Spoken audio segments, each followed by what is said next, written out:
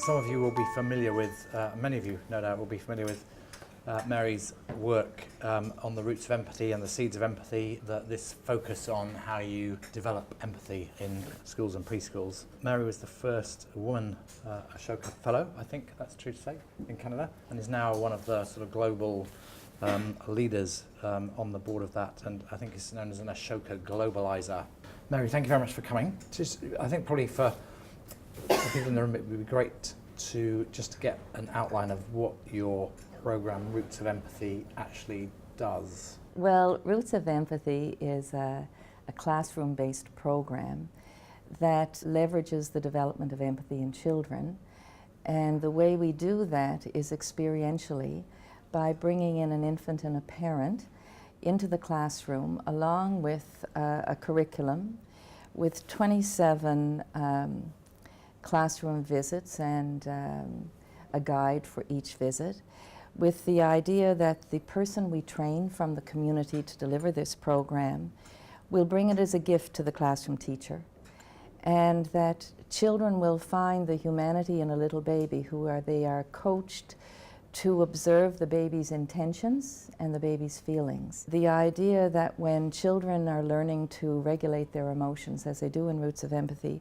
it frees them up to learn, and it flips the climate of the classroom to be a more engaging and a safer, emotionally milder environment for children to thrive in. So these are ordinary primary school, preschool, primary school? Well, primary school for Roots of Empathy, and for Seeds of Empathy, it's sort of the younger sibling of Roots of Empathy. Okay.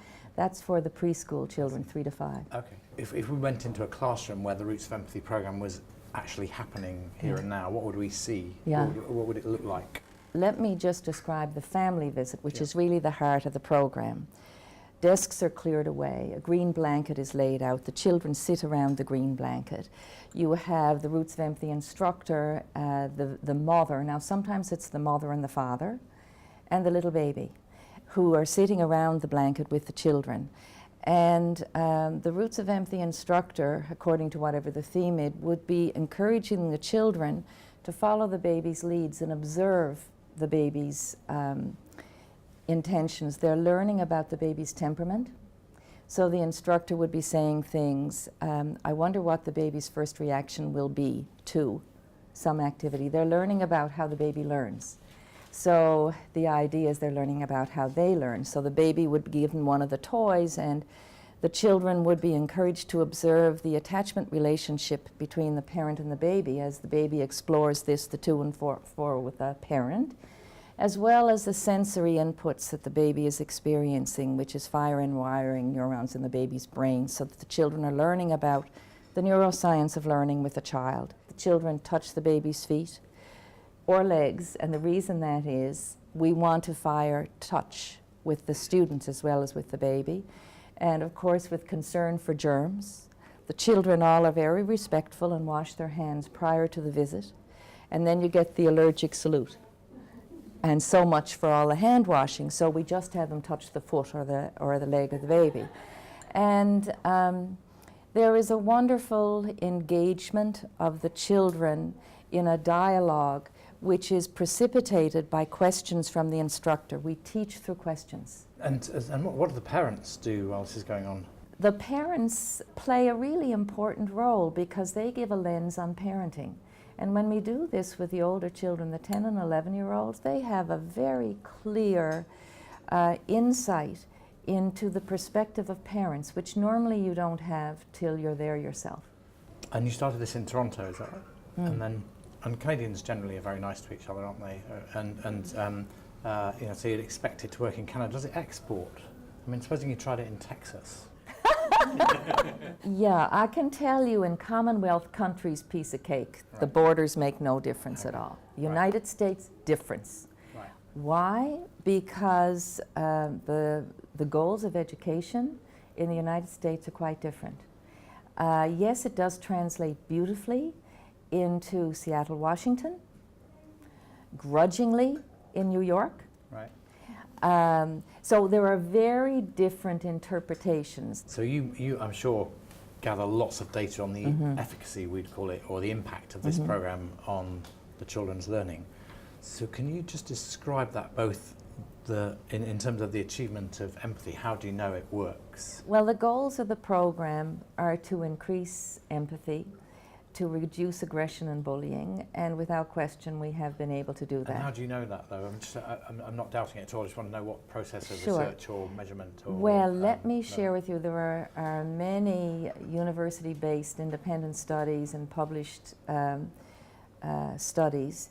I'm not a researcher, but I can share with you that there have been studies of the students themselves, peer studies, parent studies, and teacher evaluations as well.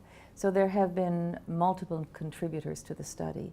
There have been observations of children's behavior by outside parties as well, so that they look at children's capacity in many areas to demonstrate what are the components of empathy and what do we mean when it says reduced aggression.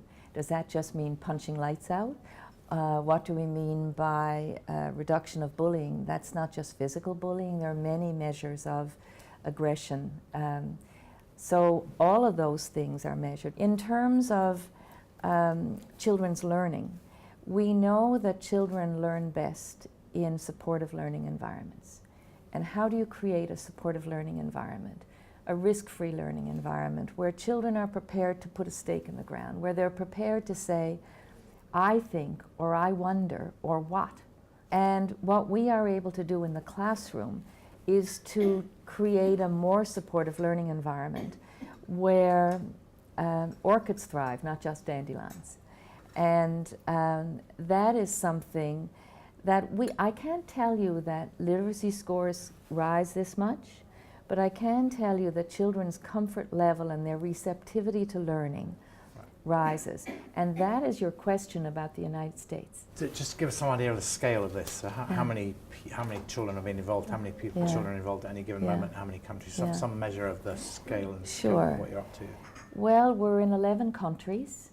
In Canada, where we started, we're in every single province. And that's an interesting thing because every province will claim they're unique. Right. And that means we're very much in our Aboriginal communities, and we're trying to address the generational violence against those communities by our policies and colonization. And we're obviously French. We also program in German, and we've reached more than 600,000 children. We have, I guess, an army of instructors and constructors and mentors and trainers, so that there is a growing body of people who are able to take this program and grow it. We very much grow from a home base. We don't have people come to us. We go to them so that we can understand the circumstances of learning and the culture of education and the culture of philanthropy. And another point just to add in here, in Commonwealth countries, governments fund the program. Right. Because we have evidence, right, and it matches up with what they're trying to do. Right. But in the United States, it's not government, right, it's philanthropy.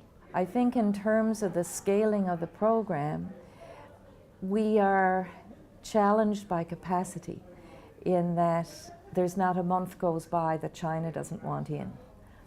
There's huge invitations from many areas, and we are very intentional and cautious in our growth. We're not trying to wallpaper the world. We're trying to, and I mean our goal is to scale with integrity, and faster isn't always better. How do you ensure, to use your word, the integrity of the program when it gets to that scale? How do you know people aren't just taking the idea and doing it badly? What's the process for? Well, that I can promise you. Not much in the world can I promise you, but that I can promise you. We have a 4-day intensive training. We have personal mentors who actually hold your hand in the classroom.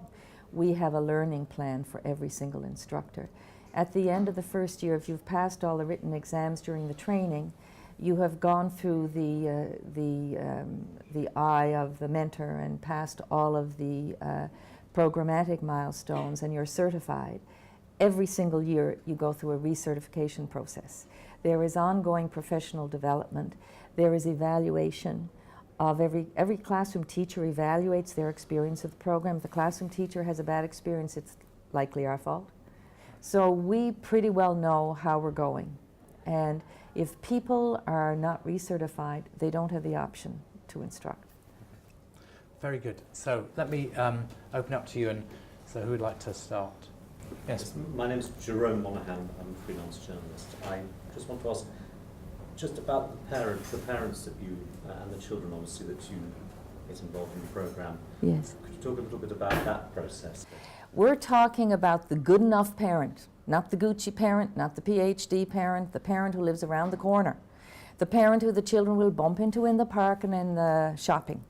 So the only prerequisite for the parent is that they have a good attachment relationship with their baby. It's not about the balance of their bank book, it's about their ability to be attuned to their baby. So that we ask the school principal to suggest a family. And we say, look for a big bump in June, because we want to start the program in the fall, in October, after the classes have been settled. And we want the children to be able to engage with this family. We want to build rock stars of these families. There is one answer to the question, what does 2 and 2 make? They are accountable for that. But in Roots of Empathy, there are no right answers, and children very often feel more confident about their own feelings, and the support they garner from one another as they hear how other people feel brings a unity to the classroom. Okay, thank you very much. Rob. Yeah, so Rob from Ashoka. So actually just picking up on something you just said there, so obviously next to parents, teachers are the most influential, but obviously parents being the most influential. And throughout, I guess, the UK and a lot of the developed world now, we're seeing alarmingly low kind of literacy rates. And a lot of that is, I guess, often blamed on what might be happening at home, because there's only so much you can do in the school environment. And so I was just wondering what, if anything, you're doing with sort of parents and outside of that school environment, because the school might not be able to teach universal emotional intelligence. Let me just explain how I came to Roots of Empathy. I started as a kindergarten teacher and realized that so many children were really starting school at a disadvantage, not ready to learn. And my first innovation, which became policy because it raised literacy levels so high in the disadvantaged children, was way back 1981, and the idea was to open up school parenting and family literacy centers. So after that, the next place was universality of schools, of education in developed countries. So bringing the parenting relationship, that first relationship, which is a template for all other relationships, bringing that to the classroom, unveiling that in all of its dignity and openness to the youngsters, allowed them to see that there's no one right way to love, but to lay down another track in their brain, because this experience is biologically embedded in children's brains. So they're learning that if they didn't have maybe the most supportive parenting experience in the early years, that there is another way of being with a baby. The support for parenting is a very ginger thing, in that there's a fine line between judgment and encouragement. There's no one right way to parent. Learning empathy is absolutely fundamental part of being able to lead a successful life, never mind being successful in the workplace or anything else. So I see it as absolutely vitally important, and thought about it a lot from my distant youth, actually, because I was at school in a Quaker school, which really had this big emphasis on the quality of the relationships between teachers and students and so on, which I valued enormously and have always valued. So Mary, thank you very much indeed for coming. Thank you for giving us your time, and thank you Rob for the partnership with Ashoka and making this possible. It's been fantastic. Can we give Mary a round of applause, please? Thank you.